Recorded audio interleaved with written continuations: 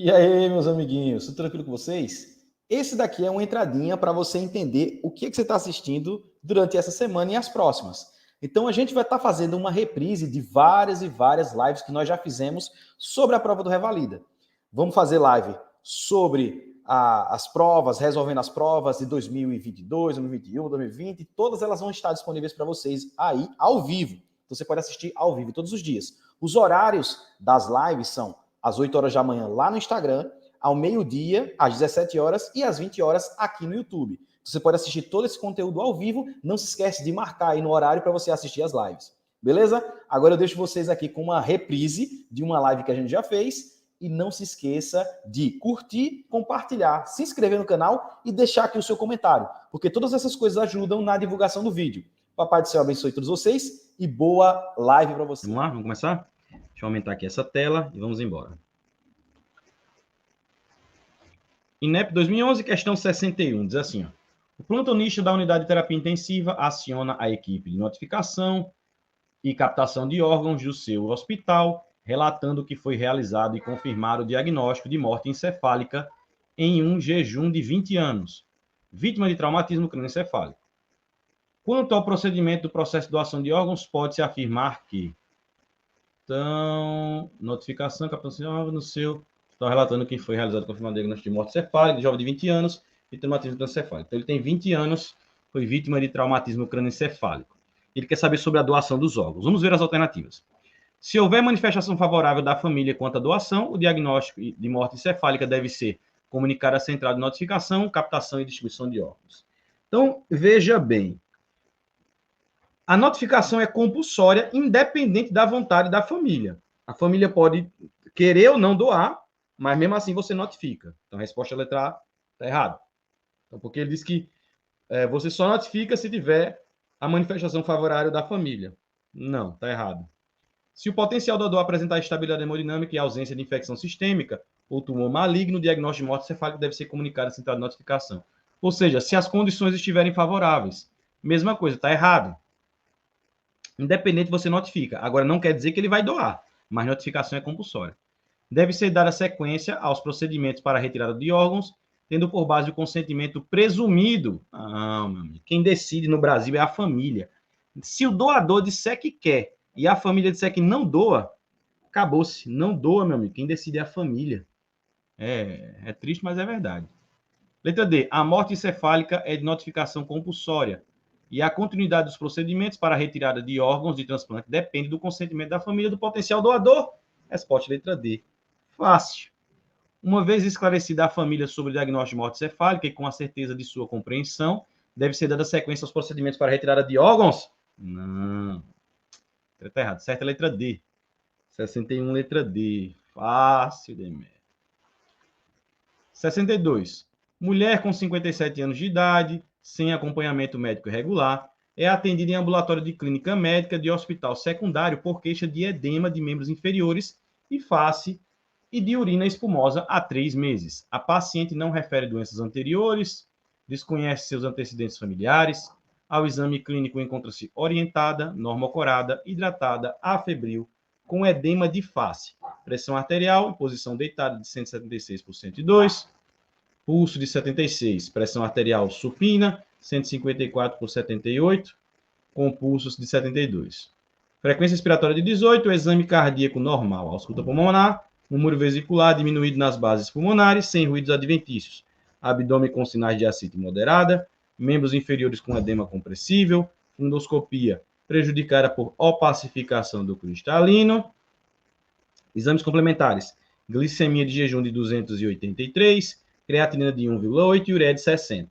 Colesterol total de 312, LDL de 230, HDL de 40 e VLDL de 42, triglicéridos de 210.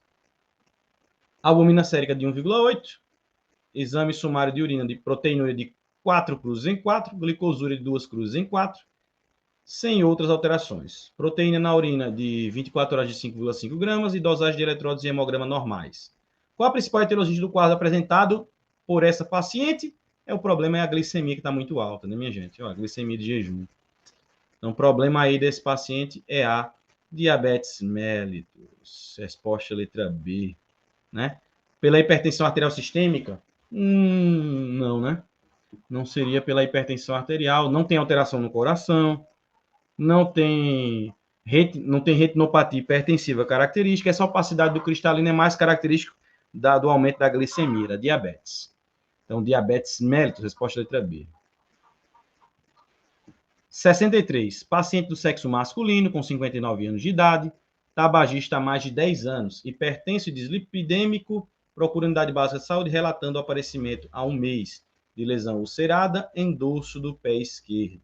Após pequeno trauma abrasivo com sandália mal adaptada. A lesão é seca, dolorosa, com fundo sujo e pálido. Há um discreto halo de eritema ao seu redor. Evolui há uma semana com piora do aspecto do tamanho da lesão, com dor de repouso, edema de pé e tornozelo.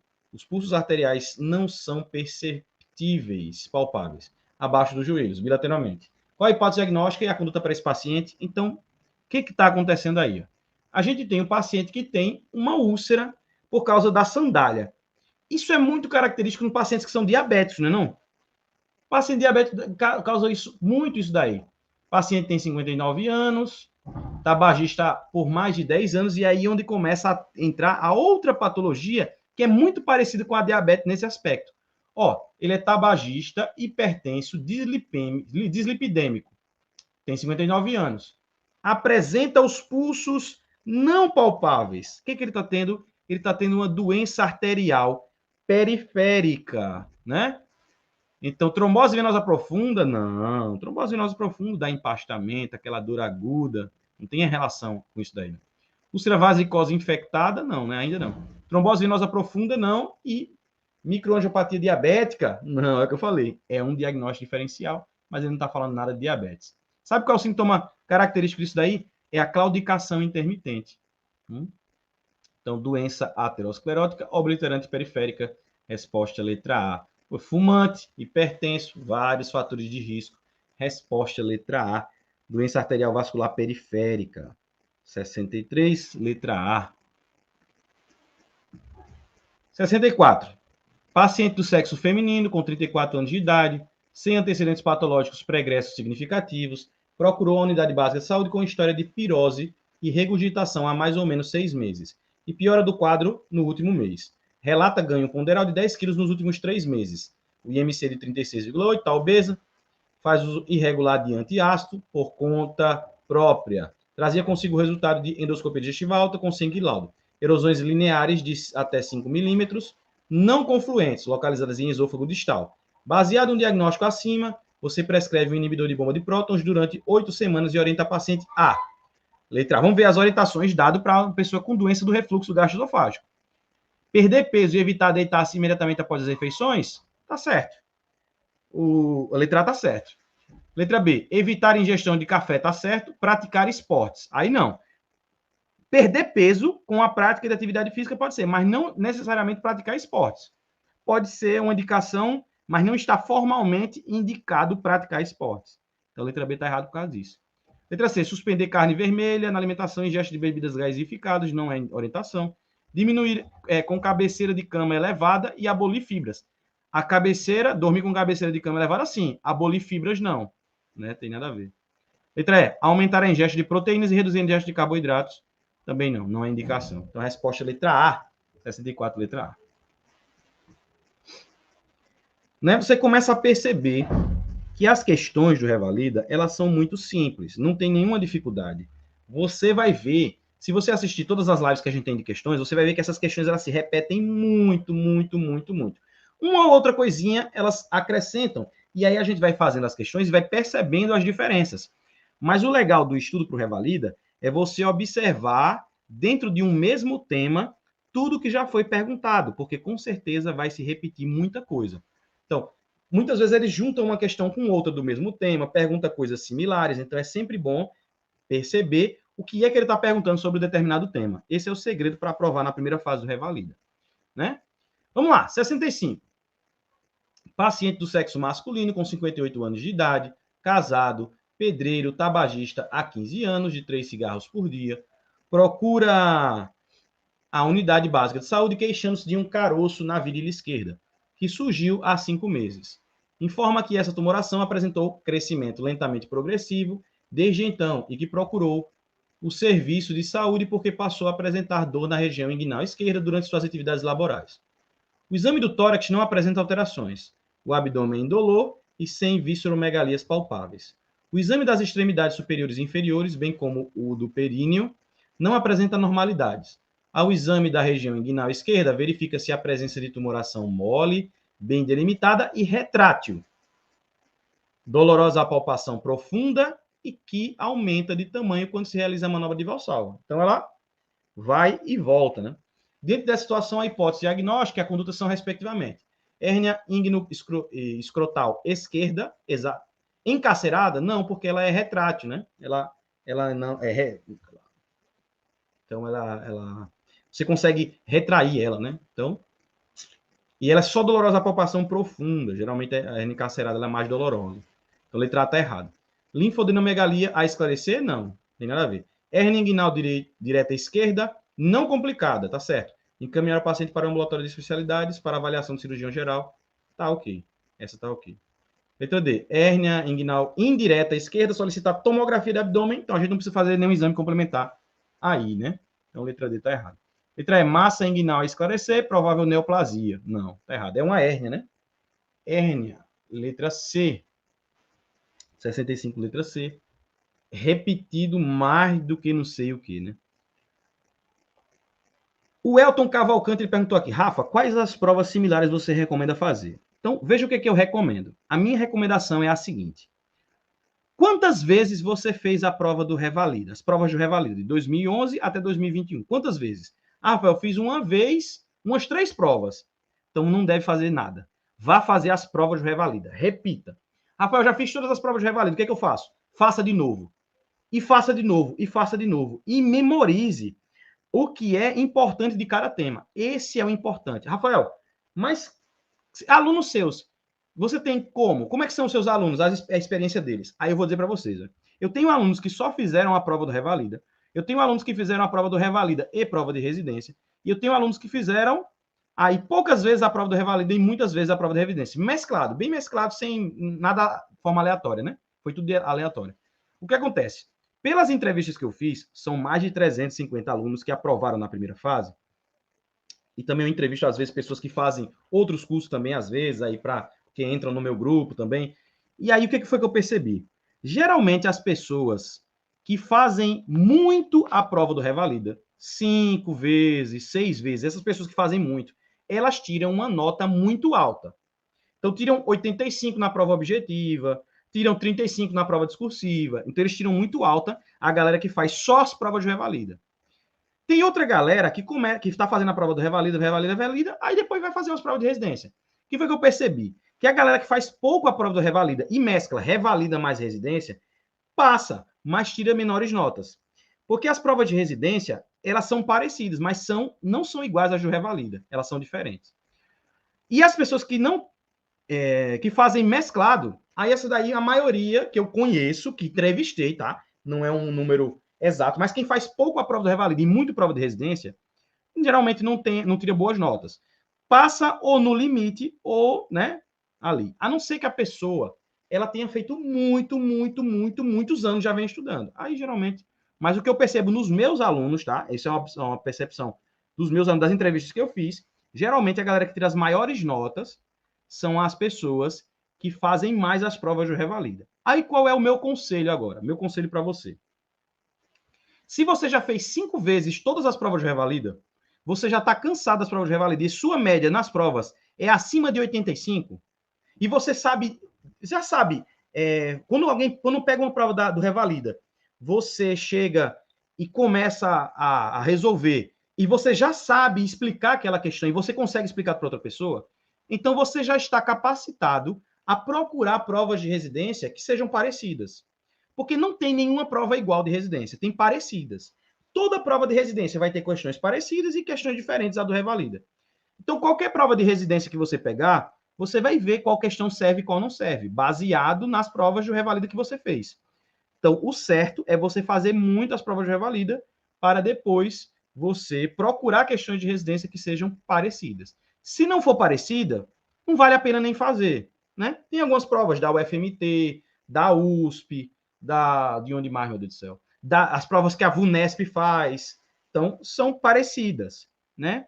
Mas não aconselho, principalmente agora, já vai ser em março, eu aconselho você pegar só as provas de Revalida e estudar elas várias vezes, porque cada vez que você revisita a prova do Revalida, você estuda de novo aquele tema. E outra coisa, marcar o tempo, né? Uma coisa é fazer a prova do Revalida, tirar 85 sem tempo. Outra coisa é marcando 4 horas. Se você faz em 4 horas, consegue fazer, tira mais de 85, então você está bem. Então você tem que fazer é isso, treinar nas provas do Revalida. A Inês está perguntando, você vai disponibilizar os simulados? Já faço isso!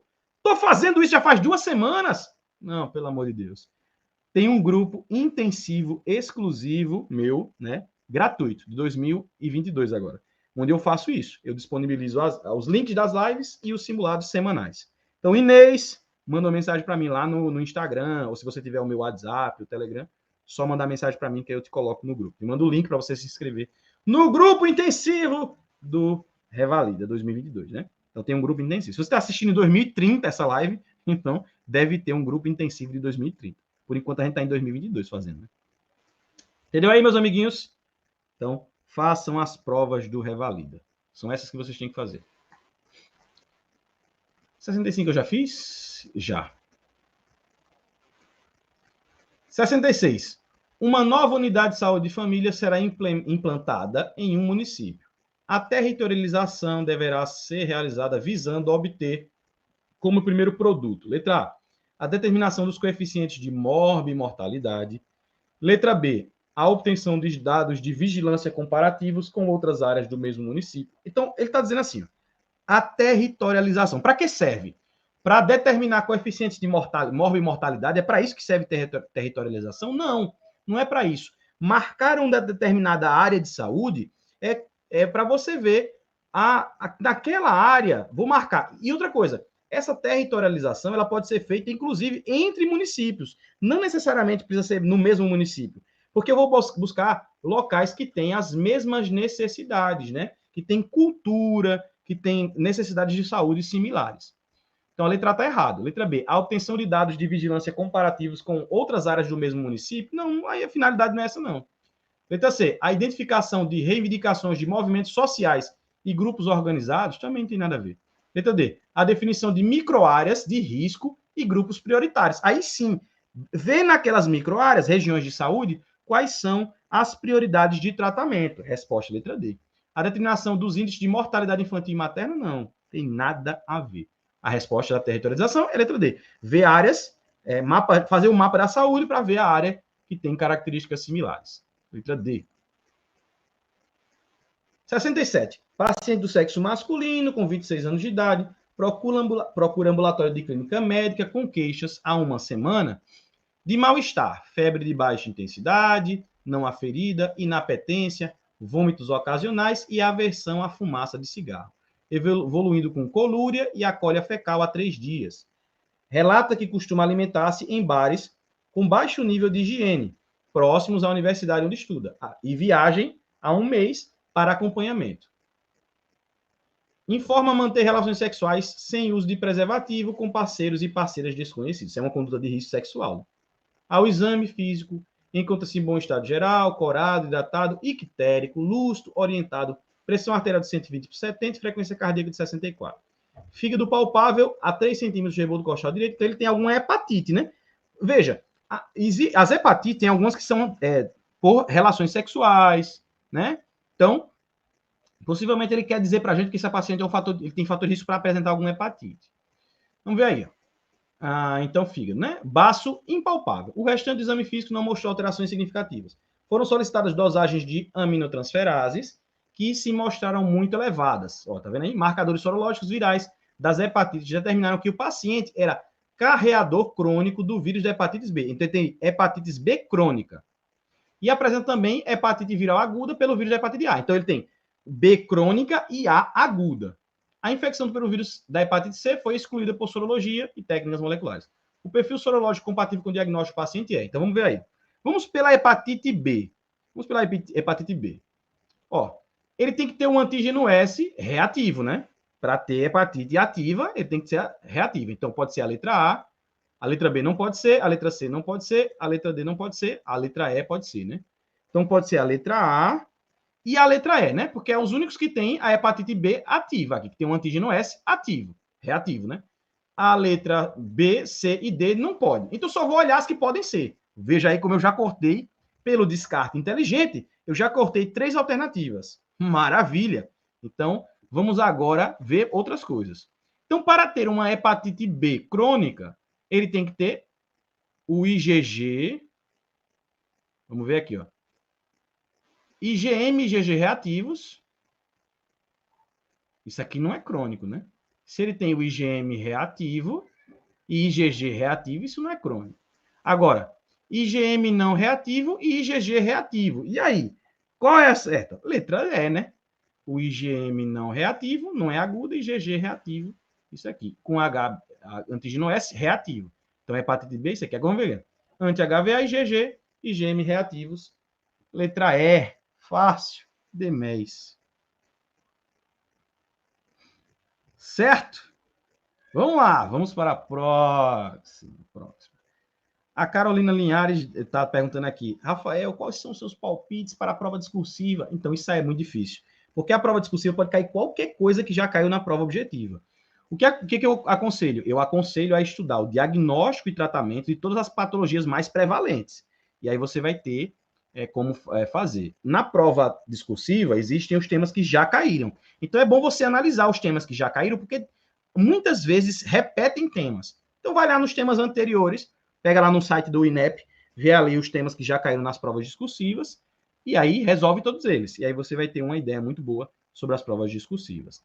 No meu curso, eu tenho um curso específico para a prova discursiva, né? Aí eu preparo a galera para a prova discursiva, mas basicamente o que eu faço é isso. É preparar o cara no diagnóstico e tratamento das principais patologias e resolvo as questões discursivas com a galera do curso TIPS. Então, tem o curso lá da prova discursiva. Mas aí você tem que fazer. Pegar as provas anteriores, resolver essas provas anteriores, ver quais são as questões mais prevalentes, as que se repetem mais, e estudar baseado nelas. E as patologias que são mais prevalentes no Revalida, você estuda o diagnóstico e o tratamento. Tem patologias mais prevalentes. Então, você estuda as mais prevalentes. Certo? Segredo não tem segredo, não. É muito fácil. Muito simples. 68. Uma criança do sexo feminino com 4 anos de idade é atendida no pronto atendimento com queixa de poliúria, polidipsia e emagrecimento nos últimos 2 meses. Então, são sinais, poliúria, polidipsia e perda de peso são sinais cardinais de diabetes. Apesar de ter havido um atendimento anterior por essa queixa, não houve uma definição diagnóstica. A mãe decidiu retornar ao serviço porque nos últimos 2 dias a criança começou a apresentar sonolência, acompanhada de febre. 2 picos febris de 38,6, vômitos, fadiga, sinais de desidratação e taquipneia. Imediatamente, você decidiu encaminhar a paciente para um serviço de emergência devido à hipótese diagnóstica de cetoacidose diabética.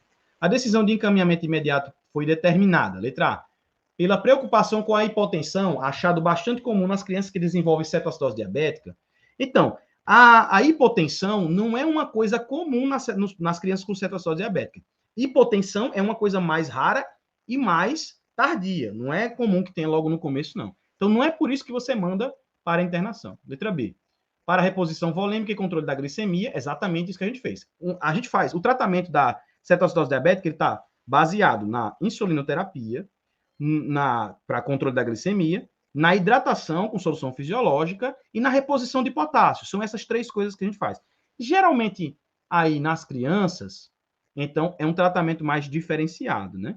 Então, é muito parecido com o do adulto, mas mais ou menos é isso. Então, reposição volêmica e controle da glicemia são as principais coisas, porque a glicemia alterada que dá justamente esses sintomas cardinais. Então, a gente fazendo o controle, ela vai diminuir esses sintomas. Certo? Então, a letra B, tá beleza. Cuja principal causa de morte está relacionada... Não, aqui, né? A hipotensão na criança e cetoacidose diabética é um evento raro e tardio. Letra B tá certo, viu? 68, letra B. Vamos ver a letra C. Pela alta mortalidade, característica da doença, cuja principal causa está de morte se relaciona à hipotensão. Não, letra C está errado. Pela hipertermia da criança, que requer imediata investigação diagnóstica. Não tem hipertermia significativa, não. Letra E. Porque em crianças lactantes e pré-escolares, além de adolescentes grávidas, a cetoacidose ocorre com níveis de glicemia sempre muito elevados. Cetoacidose diabética acima de 250, mais ou menos, aí de glicemia, já acontecem os sintomas e acontece aí a cetoacidose em alguns casos. Então, letra E está errado. Resposta letra B. 68, letra B. Meu amiguinho. Ó, o segredo todinho. Você que está se preparando, maratone essas lives de resolução de questões. E faça as questões da prova discursiva. Com as questões da prova discursiva, você vai estar filé. Então, vá lá, top, faça, repita, faça as questões da discursiva, que vai ser muito legal. Né? Muitas pessoas, elas perdem muito na objetiva e aí recuperam muito na discursiva. Então, não perca ponto besta da discursiva, que são os mesmos temas. Não tem segredo, não. 69. Uma criança com 2 anos de idade, sexo masculino, é atendida no serviço de pronto atendimento. A mãe relata que a criança vem apresentando sinais de obstrução nasal e secreção hialina há 6 dias, evoluindo com febre, 2 picos diários de 38,8 graus Celsius. Nos últimos 2 dias, irritabilidade, dificuldade de aceitação da alimentação, sobretudo da mamadeira, que é oferecida à noite após deitar. O exame físico mostra abaulamento da membrana tipânica esquerda. Qual a hipótese diagnóstica e a conduta terapêutica? Então, vamos lá. Coisas importantes aqui, nesse caso. Vamos lá. Vamos falar de otite média aguda. Coisas importantes. Veja que a criança está com irritabilidade e ela tem dificuldade na alimentação. Isso mostra para mim que esse caso tem uma certa gravidade. Por quê? Porque sinais de gravidade são justamente alteração do estado geral, do humor da criança, e a dificuldade na alimentação. Ela tem sinais de gravidade. Os sinais de gravidade em relação à temperatura são temperaturas acima de 39 graus, né? 39 para cima. E em relação ao tempo, acima de 48, 72 horas, aí a gente diz que o tempo é aumentado. Então, existe uma certa gravidade nessa criança. O que diz o que dizem as indicações do Ministério da Saúde, da Sociedade Brasileira de Pediatria, para o tratamento da otite média aguda? Primeiro, existe o diagnóstico, né? O diagnóstico da otite média aguda é feito com a observação. Então, eu tenho uma opacidade ou um abaulamento da membrana timpânica. Algumas literaturas dizem que o abaulamento da membrana timpânica é uma das características peculiares das infecções bacterianas, tá certo? Isso não tem como, não é 100% correto. Existem infecções virais que podem causar, sim, abaulamento da membrana timpânica. Não é 100%, mas é alguma coisa que mostra para a gente algum indício, bem longínquo aí, como a questão da faringite, né? Que a gente fala da secreção, tudo isso daí não tem nada a ver. Mas é um indicativo, é mais uma coisa a ser somada. Então, pela temperatura e pelo tempo, não, mas pelos sinais de gravidade da dificuldade da alimentação, irritabilidade da criança, já mostra para a gente que ela está sentindo uma certa dor. E aí o que acontece? Outra coisa que essa questão é complicada, porque ela coloca exatamente a criança com 2 anos. O que acontece? Antes dos 2 anos, eu vou falar, menos de 2 anos, a gente faz tratamento antibiótico para otite média aguda, independente da causa, que a gente não tem como fazer um exame. A gente até teria, mas não é prático fazer um exame para identificação da etiológica. Então, a gente faz o tratamento antibiótico com amoxicilina. Começa só com amoxicilina, depois vai para a amoxicilina clavulanato, quando ele não tem resposta. Então, beleza. Então, antes dos 2 anos, sendo diagnosticada a otite média aguda, como é que é diagnosticada? Pelo abaulamento, pela opacificação, pela irritabilidade, a gente diagnostica a otite média aguda. Mas eu não sei a etiologia. Então, eu poderia aí dar já o tratamento antibiótico, já nos casos de crianças entre 6 meses e 2 anos que tivessem essas características, antes dos 2 anos. A partir dos 2 anos, segundo o manual de pediatria, ele diz para fazer os casos de tratamento antibiótico com doença grave. Já não é mais no diagnóstico da otite média aguda, é nos casos de doenças graves. Então, ele disse que as doenças graves a criança toxêmica, a otalgia persistente por mais de 48 horas, uma temperatura maior do que 39 graus nas últimas 48 horas, se a otite ela for bilateral, ou então tiver otorreia. Então, veja, tem características de gravidade. Eu posso considerar que essa criança é grave por causa da questão da alimentação. A temperatura, não. Esses sintomas aí, né? Eles estão aí por 2 dias, né? Essa dor, irritabilidade. Então, pode ser que a criança não fala 2 anos, então vou considerar que é uma criança grave, tá? então deveria receber o tratamento antibiótico por causa disso daí. Só que essa questão é mal feita. Se fosse eu faria uma criança menor do que 2 anos, ou então maior do que 2 anos, com muitas características de gravidade. Porque aí não fica, aí fica, ela dá margem a ser anulada. Uma questão dessa, na minha opinião, ela dá margem a ser anulada. Porque aí você tem referências que você pode utilizar para poder quebrar isso daí. Porque as indicações são claras em algumas referências. Por isso, é uma questão mais ou menos. Eu não acho muito clara essa ideia. Tá? Então vamos ver as alternativas. Trace de otite média aguda, uso de antibiótico terapia. Sim, outra coisa importante, veja. Mesmo assim, né, de qualquer forma, são feitas pesquisas direto. E mesmo assim, aí uma questão já mais de pesquisa científica, não mais de indicação de protocolo, tá? Eu vou lhe dizer um dado que é muito importante. Nas otites médias agudas, foi demonstrado que, independente da causa, as crianças que receberam tratamento antibiótico apresentaram menor complicação. E outra coisa, o tratamento para maiores de 2 anos com doença não complicada é a observação, tratamento expectante, conservador expectante. E foi observado que alguns desses casos, cerca de 20% desses casos do tratamento expectante, apresentaram complicações. Então, vamos pela lógica. A amoxicilina é uma droga que tem um espectro pequeno. Ele tem um espectro pequeno. E o custo-benefício é muito maior o uso de antibiótico do que não usar. Por quê? Para esses casos, né? De menores de 2 anos, aí entre essa faixa etária. Não é matemática. Medicina não é matemática. Então, apesar da questão ter sido mal feita, o conceito que ela quer trazer é um conceito muito bom. O tratamento com a amoxicilina, ele tem um custo-benefício melhor. Por quê? Aí você diz assim, mas Rafael, em 4 dias, ela é autolimitada, em 4 dias o paciente resolve. Tá certo, você tá certo. Mas veja quanto de medicação essa família, quanto de possibilidade de internações, ou alterações, ou complicações, ela pode existir por causa do tratamento somente sintomático. Então, não custa, né? Não custa ser um pouquinho mais cauteloso. Mas isso eu falo para a vida, não para a prova. Essa questão não gostei muito dela. Ela, na minha opinião, não foi muito bem feita. Ela deveria ser mais clara nessas questões aí, porque ela dá margem a uma contestação. Agora, não foi anulada, mas, na minha opinião, dá margem. Não é muito clara, não é muito direta no que ela quer mostrar. Coloca uma criança com 2 anos, é justamente a parte que muda, né? Então, é meio complicado. Mas vamos lá. Então, a partir dos 2 anos, dos 2 anos para frente, a criança é em casos graves que ela é tratada. E menores de 2 anos, dos 6 meses até antes dos 2 anos, ela é tratada somente com diagnóstico. Então, ela foi justo com 2 anos. Aí tem a questão da alimentação, da irritabilidade, então que mostrariam para a gente uma criança um pouquinho mais alterada. E aí, por isso, eu concordo com a resposta da questão, mas não vejo como a melhor questão feita na minha vida sobre a otite média aguda. Então, vamos continuar lendo. Vamos ler letra A, né? Trata-se de uma otite média aguda, o uso de antibiótico terapia está indicado, pois o quadro clínico é compatível com otite média, cujo principal etiologia nessa idade é bacteriana. Outra coisa que está errada. A principal etiologia não é bacteriana, né? Nessa faixa etária. Justamente por isso que a partir dos 2 anos, não é indicado tratamento antibiótico para todas as pessoas, porque a principal etiologia não é a bacteriana. Então, além disso, a presença de abaulamento da membrana timpânica sugere etiologia bacteriana. Então, foi colocado a resposta 69 como letra A.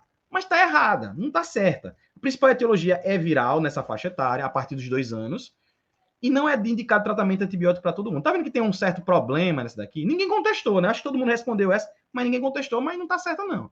Letra B. Trata-se de otite média aguda, o uso de antibiótico terapia está indicado, pois apesar do abaulamento da membrana timpânica ser visto em otite média de etiologia viral e nas de etiologia bacteriana, a antibiótico terapia reduz o tempo da doença. Aí o que está errado aqui? Não reduz o tempo da doença, reduz os sintomas mais graves. Não vai reduzir o tempo de doença. O tempo de doença basicamente é o mesmo. Pode apresentar menor alterações. Então vai ser um quadro mais ameno com o antibiótico, né? A partir dos 2 dias. Então pode ou não pode ser mais reduzido. Então não está totalmente certa a letra B também não. Trata-se de otite média aguda, o uso de medicação sintomática está indicado, pois o quadro clínico é compatível com otite média, otite viral, sendo o abaulamento da membrana timpânica um forte elemento de diferenciação do favor de etiologia viral. Nem para bacteriana, nem para viral. Não diz nada. Ó. Abaulamento da membrana timpânica, Existem literaturas que dizem, né? Mas do mesmo jeito da questão da por exemplo, da faringite, sei lá, com mais secreção, que vai dizer que é bacteriana. Isso é muito subjetivo. Então, pode ser contestada facilmente essa questão. Mas não foi, né? Letra C também está errada. Trata-se de otite serosa, não. Então, letra D e letra E está errada. Entre a letra A, letra B e letra C, a melhorzinha é a letra A, que foi o gabarito da questão. Mas, de qualquer forma, não está certa totalmente. Mas o gabarito aí para vocês, 69 é letra A. Você não concorda comigo, meu amigo, é o que diz muitas literaturas. Então, não sou eu que estou dizendo, é o que diz a literatura. É por isso que existem indicações, né, protocolos aí. Talvez, nessa época, 2011, não sei, eu creio que não, mas nessa época, poderia ser que a etiologia bacteriana ela fosse mais forte, não sei. Mas atualmente não é, não. Então, letra A é o gabarito da questão, não vejo como uma certa totalmente, mas é isso aí, letra A. Para mim, questão mal feita. 70. Homem com 45 anos de idade, com dor epigástrica diária, ocorrendo no período pós-prandial e à noite. E perda ponderal de 4 quilos. Começou o uso de inibidor de bomba de próton com alguma melhora. Informa que não usa álcool ou anti-inflamatórios não hormonais.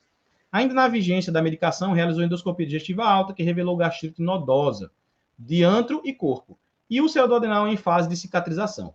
Biópsias de mucosa gástrica foram realizadas durante o procedimento e submetidas ao teste rápido de urease em fase líquida, cujo resultado foi negativo.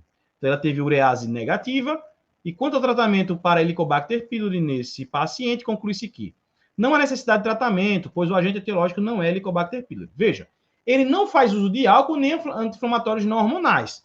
A principal etiologia é Helicobacter pylori. Letra está errado. Não há necessidade de tratamento, pois a cicatrização da úlcera ocorre após a erradicação da bactéria. Também está errado. O tratamento está indicado e o uso de IBP interfere no teste urease. Aí sim, tem que ser feita uma biópsia, né? Para poder ver aí. Realmente, letra C, tá certo. Há necessidade de tratamento profilático contra a reinfecção, mesmo havendo cura, não teve cura. Há necessidade de tratamento especial para Helicobacter pylori resistente aos antibióticos, não. Resposta letra C. 70. Letra C, de casa. É isso. Ó, eu sou muito chato com o que diz, com as palavras. Eu não sei por quê, mas às vezes eu fico analisando as coisas do jeito que escrevem e não vejo muito certo, não, algumas coisas que escrevem. Então pode ser que eu esteja sendo muito criterioso na minha avaliação das questões, algumas delas, mas mesmo assim, me perdoe se é verdade isso. De qualquer forma, eu estou dizendo os gabaritos aí para você, quando a questão é anulada eu também falo. Então você aí tem a sua opinião. Você tem o direito de ter a sua opinião, que você é médico, meu amigo. Você é médico, né? Então, é isso aí. Papai do Céu abençoe todos vocês, nos ajude nessa caminhada, que todos vocês aprovem dia 6 de março. Nos vemos aí amanhã, às 8 horas da manhã, para a nossa próxima live lá no Projeto 8 em Ponto. Não deixe de participar, não. Tchauzinho, tem mais para vocês. Tchau, até mais.